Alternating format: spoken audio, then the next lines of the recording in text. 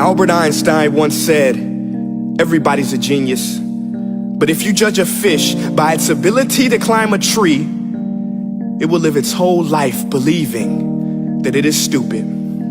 Ladies and gentlemen of the jury, today on trial we have modern day schooling. Glad you could come. Not only does he make fish climb trees, but also makes them climb down and do a 10-mile run. Tell me, school, are you proud of the things you've done? Turning millions of people into robots, do you find that fun? Do you realize how many kids relate to that fish swimming upstream in class, never finding their gifts, thinking they are stupid, believing they are useless? Well, the time has come, no more excuses. I call school to the stand and accuse him of killing creativity, individuality, and being intellectually abusive. He's an ancient institution that has outlived his usage. So, Your Honor, this concludes my opening statement, and if I may present the evidence of my case, I will prove it. Proceed. Exhibit A. Here's a modern day phone. Recognize it? Here's a phone from 150 years ago. Big difference, right? Stay with me. Here's a car from today, and here's a car from 150 years ago. Big difference, right? Well, get this. Here's a classroom of today, and here's a class we used 150 years ago. Now ain't that a shame? In literally more than a century, nothing has changed. Yet you claim to prepare students for the future? But with evidence like that, I must ask, do you prepare students for the future or the past? I did a background check on you and let the record show that you were made to train people to work in factories, which explains why you put students in straight rows, nice and neat, tell them sit still, raise your hand if you want to speak, give them a short break to eat, and for 8 hours a day, tell them what to think. Oh, and make them compete to get an A letter which determines product quality, hence grade A of meat. I get it. Back then, times were different. We all have a past. I myself am no Gandhi. But today, we don't need to make robot zombies. The world has progressed. And now we need people who think creatively, innovatively, critically, independently, with the ability to connect. See, every scientist will tell you that no two brains are the same. And every parent with 2 or more children will confirm that claim.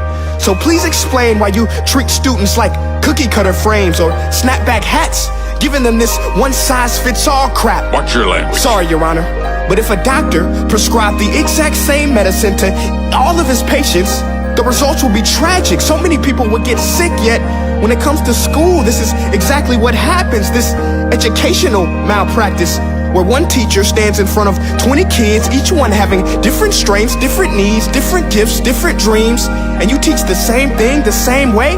That's horrific.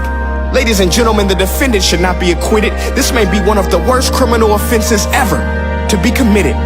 And let's mention the way you treat your employees. Objection. Overruled. I want to hear this. It's a shame. I mean, teachers have the most important job on the planet, yet they're underpaid? No wonder so many students are short-changed. Let's be honest, teachers should earn just as much as doctors, because a doctor can do heart surgery and save the life of a kid, but a great teacher can reach the heart of that kid and allow him to truly live. See, teachers are heroes that often get blamed, but they're not the problem. They work in a system without many options or rights. Curriculums are created by policymakers, most of which have never taught a day in their life. Just obsessed with standardized tests. They think bubbling in a multiple choice question will determine success. That's outlandish. In fact, these tests are too crude to be used and should be abandoned, but don't take my word for it. Take Frederick J. Kelly, the man who invented standardized testing, who said, and I quote, "These tests are too crude to be used and should be abandoned." Ladies and gentlemen of the jury, if we continue down this road, the results will be lethal. I don't have much faith in school, but I do have faith in people. And if we can customize healthcare, cars, and Facebook pages, then it is our duty to do the same for education, to upgrade it, change it, do away with school spirit, because that's useless. Unless we're working to bring the spirit out of each and every student, that should be our task. No more Common Core. Instead, let's reach the core of every heart in every class. Sure, math is important, but no more than art or dance. Let's give every gift an equal chance. I know this sounds like a dream, but countries like Finland are doing impressive things. They have shorter school days. Teachers make a decent wage. Homework is non-existent, and they focus on collaboration instead of competition. But here's the kicker, boys and girls. Their educational system outperforms every other country in the world. Other places like Singapore are succeeding rapidly. Schools like Montessori, programs like Khan Academy, there is no single solution. But let's get moving, because while students may be 20% of our population, they are 100% of our future. So let's attend to their dreams, and there's no telling what we can achieve. This is a world in which I believe, a world where fish are no longer forced to climb trees. I rest my case.